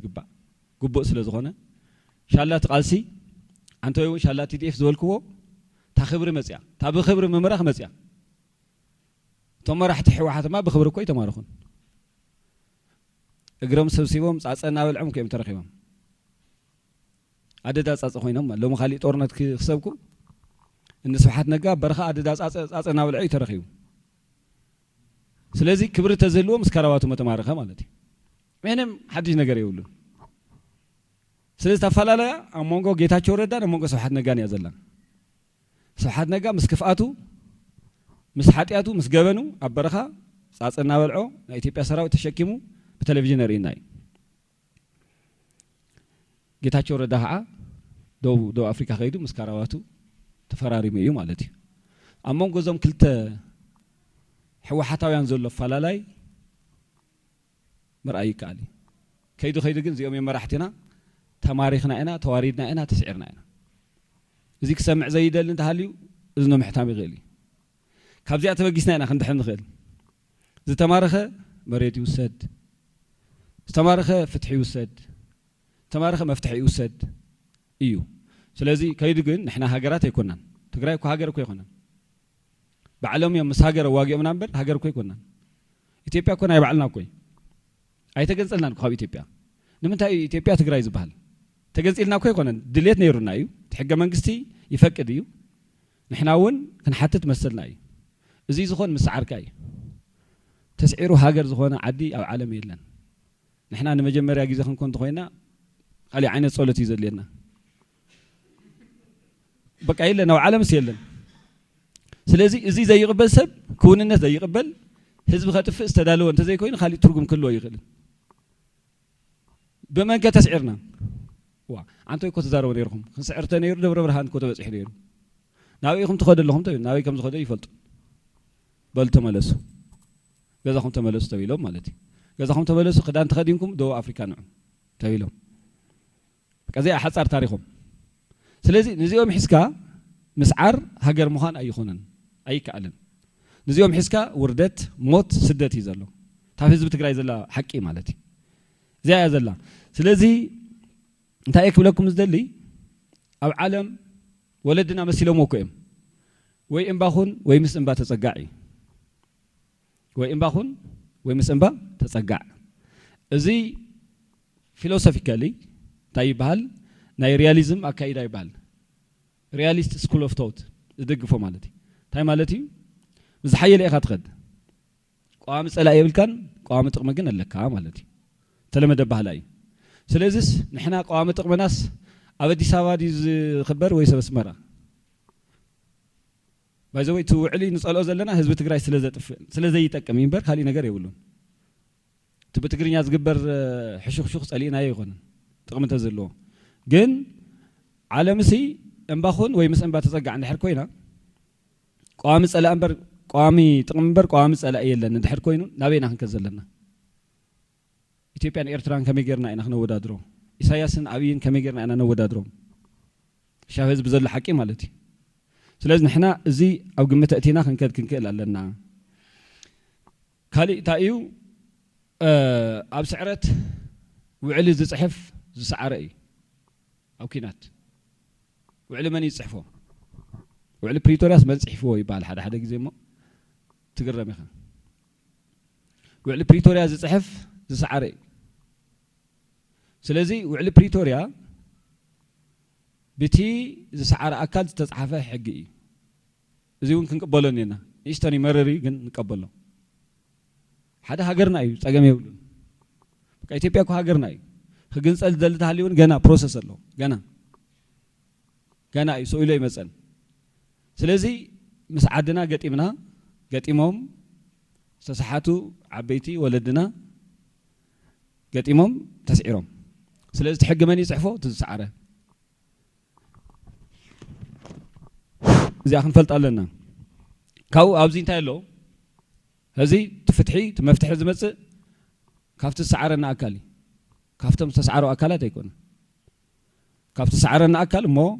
ስሑታ ተጋጊዮምና መሲልዎም ድዩ ተሓተቲ ክኾኑ ዝጥፍኣት ገይሮም ንሕና ግን ህዝብና ብጥሜት ይሳቀሎ ኣብ ኬንዳ ይሞት ኣሎ ዝብ ይበልዕ ኣሎ ኣብ ኬንዳ እኮ ዝብ ይበልዕዎ ሰብ ኣብ መቐለስ ዝብ ይበልዕዎ ኣብ መቐለ እዩ ሕሰብዎ ኣብ ካሊእ ዘሎ ህዝቢ እንታይ ይኾን ኣሎ ዊ ዶንት ኖ ኣነ ባዕለይ ዝረኣኽዎ ክነግረኩም ኣብ ዓብዪ ዓዲ ኸይድና ናይ ተመዛበልቲ ካምፕ ኣሎ ትምህርቲ ቤት ኣብቲ ካምፕ መብራህቲ የለን ካብኡ እንታይ እዮም ዝገብሩ ካብቲ ካምፕ ወፂኦም በረኻ ይኸዱ እሞ ዕንጨይቲ ኣርዮም ይመፁ ቶ ዕንጨይቲ ኣርዩ ተለው እቲ ጫካ ዝሕሉ ሰብ ሱቕ ይብልን ምክንያቱ ጫካ ክጠፍእ እዩ ክሕሉ ኣለዎ ስለዚ ዕንጨይቲ ይሕድጎም ሒዞሞ ዝኸዱ ነገር ይሕድጎም ይኣስሮም ዝሕሉ ማለት እዩ ካብኡ ከምኡ ኢሎም መፂኦም ኣብ ሓደ ክላስ 34 ሰባት እናነበሩ ምስ ቤተሰቦም ማለት እዩ ሓንቲ ክላስ ሩም እናነበሩ ብዕንጨይቲ እንጀራ ሰንኪቶም ይነብሩ እዚ ብዓይንኻ ክትሪኦ ይትኽእል ባይዘወይ ሕልና ዘለዎ ሰብ ብዓይኑ ቆላ ሒሉ ክሪኦ ይኽእል ድሓር ሕቶ ሓቲትና ንምንታይ መብራህ ዘይኣተሎም ካብቶም ህዝቢ መፈንቅለ መንግስቲ ዝፈጸሙ ሰባት ሓደ እንታይ ኢሉ መን ክኸፍሎ እቲ ናይ መብራህቲ ኢሉ እቲ ናይ መብራህትስ ወይ 3000 ወይ 4000 እዚስ መን ክኸፍሎ ኢሉ ማለት እዩ ስለዚ እዚኣቶም እዮም ምስ ውድቦም እዮም ንሕሞራ ዝምለሱ ዝበሃል ዘለዉ ውድቦም ካሊእ ወርቂ ትፍሕር ዘላ ውድብን ከውዲ ዝፍሕር ዘሎ ህዝብን እስከመይ ገይሩ ብሓደ ዝምለስ ብስር ብሓደ እውን ክምለስ ኣይኽእልን ሓደ እውን ኣይኮነን ብሓደ እውን ኣይምለስን ብሓደ እውን ኣይነብርን ስለዚህ ትጭካነ ረእይዎ ኣነ ከምዚ ክሓስቡ እዮም ኢለ ገሚተ ኣይፈልጥን ሓቂ ዘረባ ዝብሎ ዘለኹ ግን ምስ ምንታይ ዲ ዝመሳሰለኒ ከምቲ ንሳቶም ሻዕብያ ዝወረና ይመስለናን ዝብልዎ እዩ ዝመስለኒ ከምዚ ዓይነት ድንቁርና ዝወነንኩ ኮይኑ ይስምዐኒ ሞ ይሓፍር ብባዕለይ ማለት እዩ ሕወሓትስ ከምዚ ትገብር ኣይመስለኒ ነይሩ ክብል ተለኹ ይሓፍር ከምቲ ንሳቶም ሻዕብያ ከምዚ ዝገብረና ይመስለናን ዝብልዎ ይኾን ማለት እዩ ግን እስቲ ሕሰብዎ ውድቦም ተሓዙ ንምዕራብ ትግራይ ኣይምለሱን ትብሉ እንታይ ስለ ዝኾነ ንሕና ኣብ ኣዲስ ኣበባ ነብር ዘለና ውድብ ሒዝና ድዩ ውድብ ኒያ ድያ ብዙርያ እዚ ውድብ ድያ ትሕልወና ኣላ ህዝቢ ትግራይ ውድብ ድያ ትሕልዎ ዘላ ውድብ ባ ተጥፍኦ ባላ ትብዝብዞ ባላ በኽሪ ውላድ ናወሰደት ዕጥቅን ስንቅን ኢላ እኽሊ ናወሰደት ገንዘብ ናወሰደት እንታይ ከዘይትወስዶ ኣሎ ስለዚ ምዕራብ ትግራይ ምምላስን ዘይምምላስን ምስ ሕወሓት ምምላስን ዘይምምላስን ኣይራኸብን ሕወሓት ከም ማንም ፖለቲካ ፓርቲ ተወሊዱ ኣብ 50 ዓመቱ ዓሪፉ ህዚ ቀብር ምፍጻሚ ዝግበአና ኣነ ወላዲየ ዓሚ ዓሪፉ ብጣዕሚ ዝፈትዎ ነይረ እንተዘይቅበር ደስ ምበለኒ እንተዘይቅበር ሞ ገዛ እንተነቕመጦ ግን ካልኦት ናይና ክንስዕቦ ነይርና ብኡ ምክንያት ማለት እዩ ወላዲኻ ብዘይ ምቕባር ንስኻ ኢኻ ትኸድ እምበር ስለዚ እዚኣቶም ዋላ ክፉኣት ይኹኑ ወለድን ድዮም ሞይቶም እዮም ስለዚ ትክክለኛ ሓመደ ድበ እንተዘይተፈፂምዎም ንተብ ገዛ ዘሎ ውላድ ሒዞም እዮም ክኸዱ ትዝኾን ዘለዉ ንሱ እዩ ተብ ትግራይ ካሊእ ነገር ኣይንርእን ዘለና ሎሚ ኣቦየ ዘይኮነስ ወደየ እዩ ዝበሃል ዘሎ ኣብ ትግራይ ሎሚ እውን ማለት እዩ እዚ ንምንታይ እዚ ስርዓት እዚ ብኣግባቡ ሓመደ ድበ ስለ ዘይተገበረሉ ስርዓት ቀብሪ ስለ ዘይተፈፀመሉ ማለት እዩ ብኣግባቡ ከም ወላዲ ከምቲ ወላዲየ ሞይቱ ዝብለኩም ዘለኹ ኣብ ዘለና ሰባት ወላዲና ክሞት ተሎ 3 መዓልቲ ሓዚና ኢና ንቐብር እዞም ሰባት እዚኦም 3 መዓልቲ ሓዚና ክንቀብሮም ክንክእል ኣለና እዩ 3 መዓልቲ ንሕዘን ፀገም የለን ሰብ ክሞት ስለ ዘይግባእ ካብ ወፃኢ ኣይ ምስኦም ኢና ንሞት ዝብል ሰብ ተሃልዩ ግን ትሞት ጠጠወ የብልን ሞት ይሓያል ዘይምሟት ኣይከኣልን ስለዚ እዚ እየ ክብል ትኽእል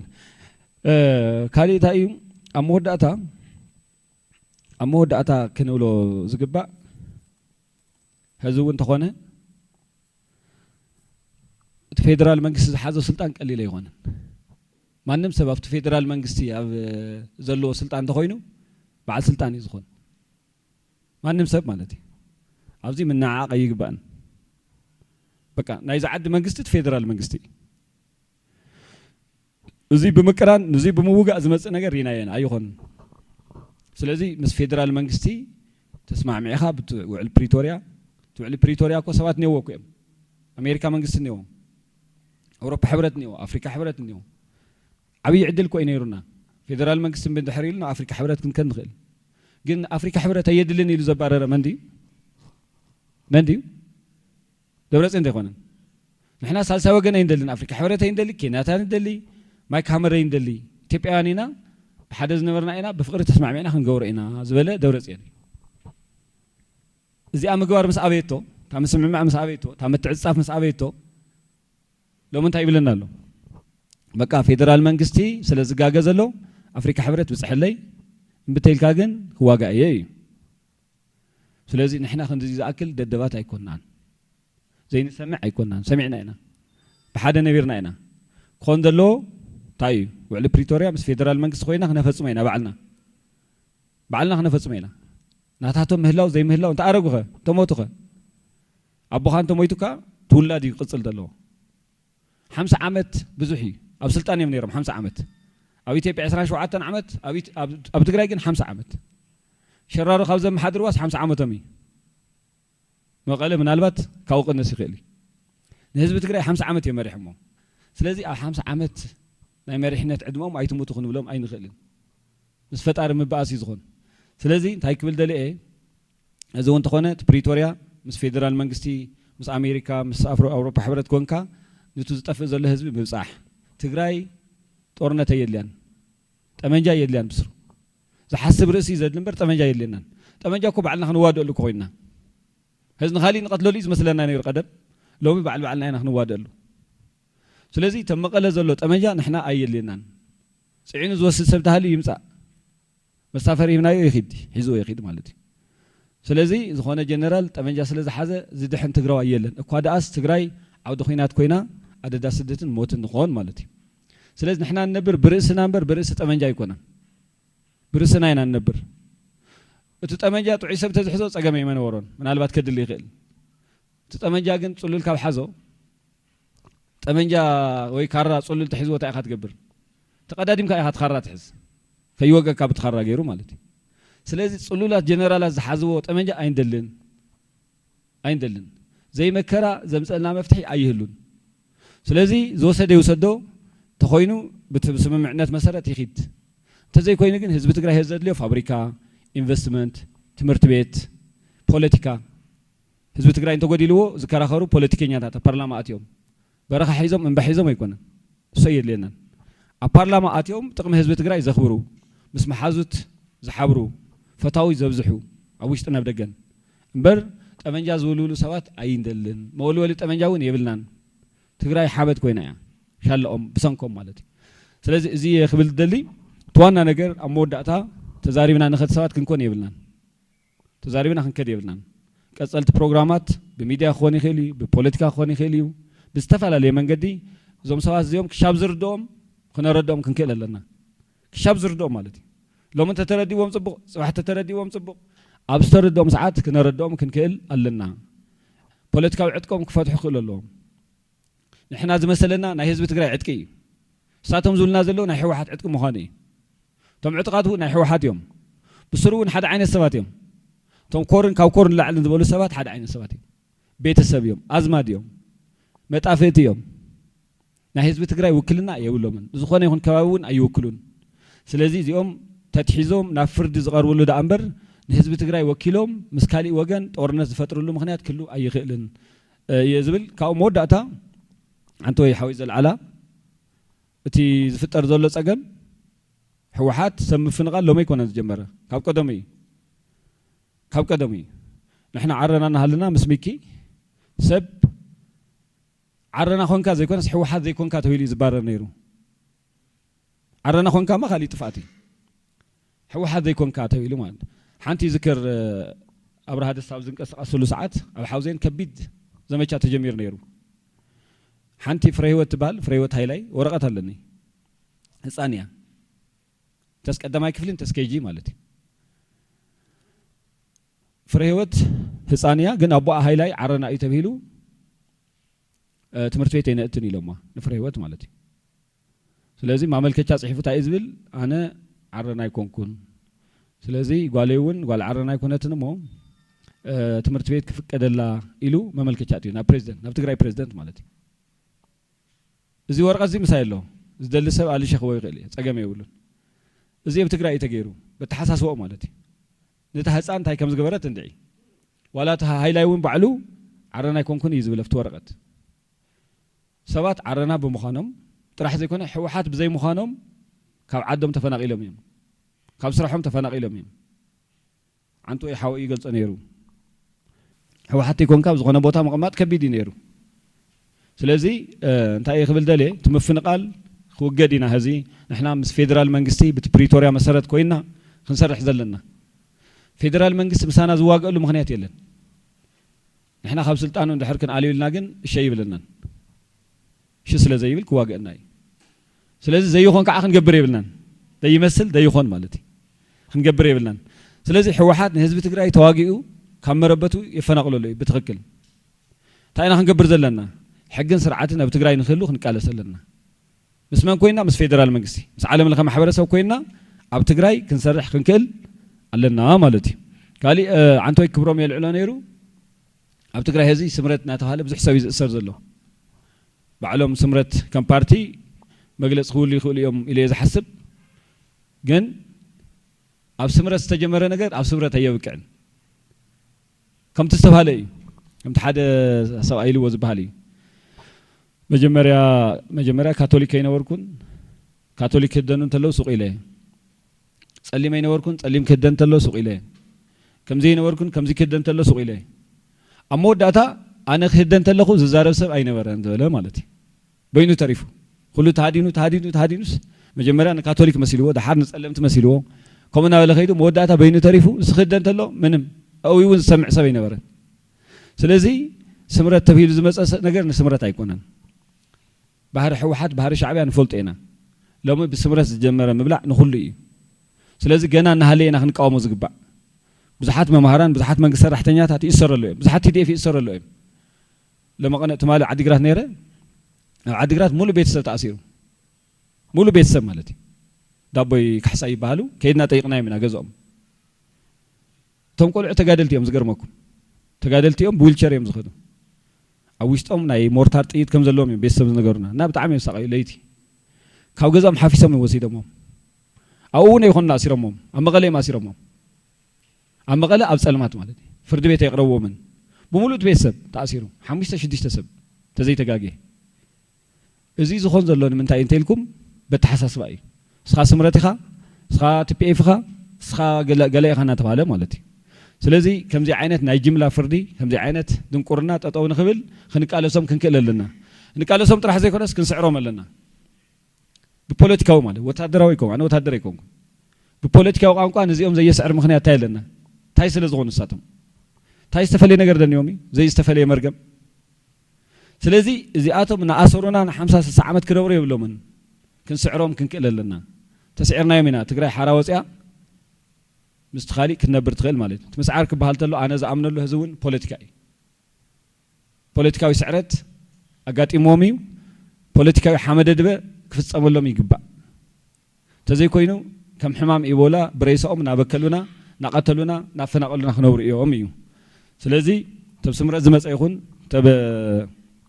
ኣብ ራያ ከባቢ ኣብ ደቡብ ምብራቕ ከባቢ ዘጋጥም ዘሎ ናይ ህዝቢ ምፍንቓል ቶሎ ክንበፅሐሉ እዩ ዝግባእ ኣብ ካሊእ እውን ከምኡ ኣብ ኩሉ ከባቢታት እዩ እኒኦ ኣብ ሰሜን ምዕራብ እኮ እቲ ጣብያታት ብምሉእ ይሓርስዎ እዮም ዘለዉ ሰሜን ምዕራብ ሽረ ከባቢ ንሓንቲ ኪሎ ወርቂ ሓደ ወረዳ ህዝቢ የጥፉ ኣለዉ እዚኦም መን እዮም ጀነራላት እቶም ጠመንጃ ሒዞም ንትግራይ ክከላኸሉ እዮም ኢልና ንኣምነሎም ነበርና ማለት እዩ ስለዚ ኣቶም ጠመንጃኦም ክሕደገሎም ጠመንጃኦም ብሰላማዊ መንገዲ ከረክበሎም ናብ ፍትሒ ናብ ሕጊ ቀርቡ ኣለዎም ሕጊ ክመፅእ ኣለዎ ኣብ ባዕልና ማለት እዩ ስለዚ ነዚ ከዓ ክንቃለስ ኣለና ክንጥቅስ የብልናን ኣብ መወዳእታ መልእኽተይ እንታይ እዩ ክፉኣት ንምንታይ እዮም ሓያላት ኮይኖም ዝብል ክንሓስብ ክንክእል ኣለና ናይ ክፉኣት ኣድቫንቴጅ ናይ ክፉኣት ጥቕሚ ሕብረት እዩ ክፉእ ንክፉእ እናተሓላለወ እዩ ዝነብር ቁኑዕ ተኮይኑ ግን ክገዛው እዩ ዝኸድ ነቲ ክፉእ እኳስ ንምቅላስ ውሳነ የብሉን ኣይሓብርን ስለዚ ንሕና እቶም ክፉኣት ውሕዳት ኮይኖም ንሃለው 10 ዶ 20 ዶ 100 ዶ ኮይኖም ንሃለው እቲ ጥዑይ ሰብ ብዙሕ ኮይኑ ንሃለ ንምንታይ እዮም ከም ድልየቶም እናገበሩና ዝነብሩ እንተኢልና ስለዘይተቃለስና እዮም ብሓደ ኮይና ስለዘይተቃለስና እዮም ሓደ ስለዘይኮንና ፀገምና ሓደ ስለዘይገበረና እዩ ስለዚ ሓደ ክንኮን ኣለና ክንድቅስ የብልናን ቃልሲ ንሰብ ክንወ የብልናን እከለሎ እከለ የለን ዝበሃል ነገር የለን ተዓድና ይኩልና እንዲዩ ስለዚ ኩልና ኢና ክንቃለስ ዝግባእ ስለዚ ፓርቲታት ኣሚንና ግለሰባት ኣሚንና ክንነብር የብልናን ኩልና ኣብ ግገዛና ኣብ ሰፈርና ዘሎ ፀገም ክንነቕሎ ኣለና ድሓረ ማእኸል ፅቡቕ ነገር ሒዝና ክንራኸብ ኢና ከምኡ እንተዘይኮይኑ እቲ ፀገም ክቕፅል እዩ ሳቶም እውን ከምዚ እናጭበርበሩ ዕድመ ክረኽቡ እዮም ኢለ ዝኣምን ሎም መዓልቲ እስኻትኩም እውን ስለሰማዕኹምኒ ሰሎዳ ሚድያ እውን ዕድል ስለ ዝሃበኒ ይቐኒለይ ኣብ ቀፃሊ ብከምዚ ከም ንራኸብ ተስፋ ይገብር ክብረት ይሃበለይ ፅቡቕ ክብረት ይሃበልና ክብሮም ኣነ ሰለስተ ነጥብታት ኣለዋኒ ሓንቲ ምስክር እያ ብዛዕባ ክብሮም እና ንሳ መወዳእታ ክገብራ እየ ኣብዚ ገዛ ብዛዕባ ሃገረ ትግራይ ኢትዮጵያ ልብል ይለዓል ነርና ሃገረ ትግራይ ሃምዚ ትኸውን መረጋገፂ ሓንቲ ነገር ክናገር ዓባይ ትግራይ ኢሎም ልካለሱ ሓደ ክብሮም እዩ እታ ዓባይ ትግራይ ትበሃል ንክብሮም ባንዳያ ኢላ ኣባራቱ ኣብ ኢትዮጵያ ተረጋጊዕና ኢና ክንነብር ዝግባእ ኣብ ኢትዮጵያ ዲሞክራሲያዊ እንድሕር ተረጋጊዑ ስርዓት ተሃልዩ ክንነብር ንኽእል ኢና ዝበለፀ ሰፊሕ ዕዳጋ ይህልወና ትግራዋይ እውን ዝበለፀ ዝተመሓሸ ህይወት ይህልዎ ይኽእል እዩ ኢሉ ብርሃን ዝኾነ ብጣዕሚ እውን መልኣኽ ዝኾነ ኣብርሃ ደስታ ብዙሕ ተቃሊሱ ናብርሃ ደስታ ባንዳ ኢላ ኣባራቱ ኣይ ተሓዝለላ ትግራይ ሃገር ምግባር ንኽእል ኢና ትግራይ ተሓዝኒኣሲ ሃገር ምዃን ትኽእል እያ ኢሉ ድማ ጫፍ ወፂኡ ነዚ ኩሉ እሊት ሃገረ ትግራይ ዝብል ኣብ ቅድሚት ሚድያ ወፂኡ ለምህራ መሓር ዮሃንስ محر يوحنس لا ولا عيا خاتش لا باراتو زيا بفصم تግራይ تخون አይትኸል ልሞተት ያ ማለት ስለዚህ ታይዳ አያ መደናገሪት ናይቶም እስከ حزل ዝረው ኖሩ አካላት ያ ማለት ካልአይቲ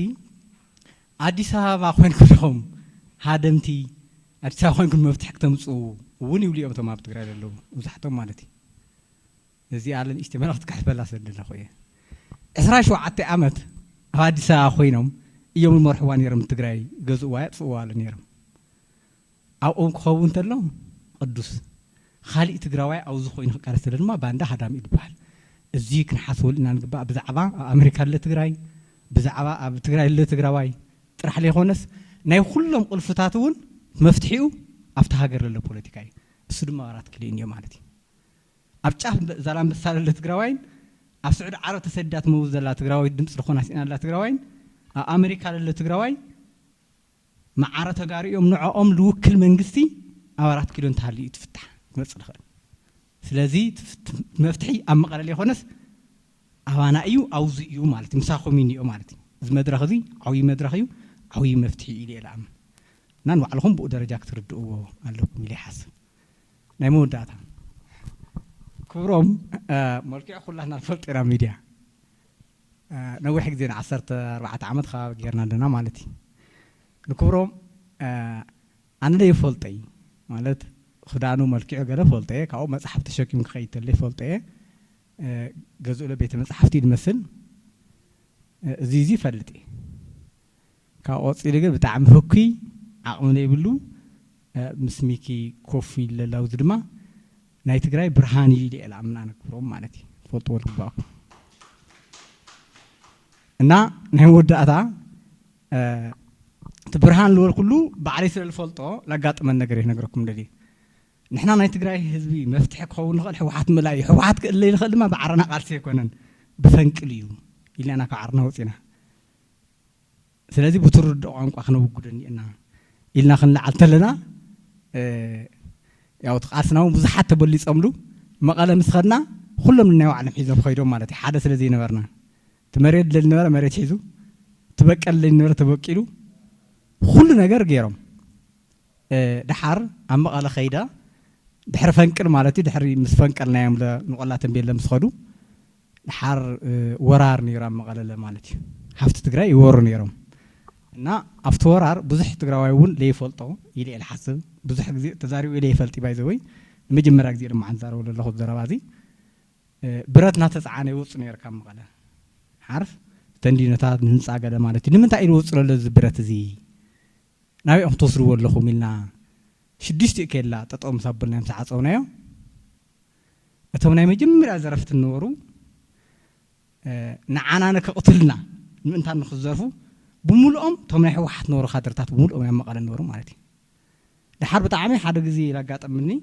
أتخلتي كنت يوم محدار نيران مقالة جزي يوم محدار مالتيو حجزنا تطعنا بالليلنا السلا حجزنا تحاورنا تطع بالنايو بكوي حلوت نرى بزي بجيت خاموس نرى بقولات من غير المس أنا راه كل تطعم صبرنا أمو داتا تايلم خاصي سمنا تمنح واحد خادرتات نور سلن فلتم تمنا قارتات ومسؤم نورو نوام حراس برات كيني شيء سي يخل كلنا لو يلوم مسي نتم سراويتنا غير من تم كناكه الحركات أمي بمحرني عندي من غير مم تافتا كنت يا بيرن نور تطعم بين حمسة خنا مكينة تطعم بينين حرب موت يزود تايبرني ودا ما راكل البرات اندهيد يكلكلون نزناچو يالو نو ምንድናቸው እነዚህ ሰዎች ግን ይልት መከላከያ አጋጣሚ ነው ተወላድ ገለ ኢነር መስለኝ ናዓይ ክርስቲያንሞ ደሓርት ንብረት ሒዞም ክወጹ ማለት خالي ምስጢር ይኖር ከምዚ አይነት አራዊት ፍጥረሲ ሃመገር ክፈልጦ መስጥር ይፍሩ ሽው አሲል አነላ አምሊጥ መጽና ምስ መጸናው ዚ ታው ነበረ ልክዕ ኾነ ኢለይ ተቃይማ ኮሮም ኳ ቀድም ኢሎም ለና ተቃውም ጽንሑ አዋሻር ወኸይና አዋሽ አርባ ያየሰው አበባዩ ካሎት ለብዛት ነይሮም ፍራን ገለ ነይርና ኮሮም ለነይሮም አው ኸይና ሰርተለና ፍት እስር ቤት በርና ቀድሚት ምስራይና ታይልብል ሐሳብ ተስማዕሚዕ ክስሉልና ኤሞጽዮም እና ከይና ዛረው ሚሎም ተስማዕሚዕ ፍት እስር ቤት ውሽጢ ما نحن قلنا أواشر وصلت وصلنا ماتي حار تو مسولكو خلها تصطي عشو خوينا يا تصقعي تو إلى تطعم مسولكو رأسي همني أخو ميلوني كبرم مالتي أو سلام لي خير نعم سلام لي متمريت مستمرسفو تسمع عنا سلسلة عاد نحتي فوريسو مالتي نعنات الماتين يرمس معناته نحن سللت التاينا بس من واقع بس من كن زرارة سلسلة برهان بمنطقة أنتيتو بكورهم مالتي نا نايتقرايت أجمله مفتحيو نكورو ما تحساس بأيو إلى حسب لما عندي بزحنا جرات رفكم إلى أتصفال جبر كورو من عين مسحة أيو بتعمل النقو حوائيو بس على يوم بصفحيو زخلو على حنت أسباب جزاء قندما بصفحنا هذا تقرأ كوتسي لنا حسولو حسابات يفسيسلنا حدا مع التجنس عرنا كلنا تلوم عن سمعنا بإذننا هذا تقرأون تو عسيمون اللي أذني تخفيتو تو أرم كرامون اللي عمره تخفيتو أودا بايوسينا كل هذا تقرأ بالكتاتلو عدل تفوتيرو زمدر خزون على ستاديوم ملء تقرأ تأكيد سمع الخنات كفتر تصفي جبر مالتيو خبرتي هذا اللي يعني اللي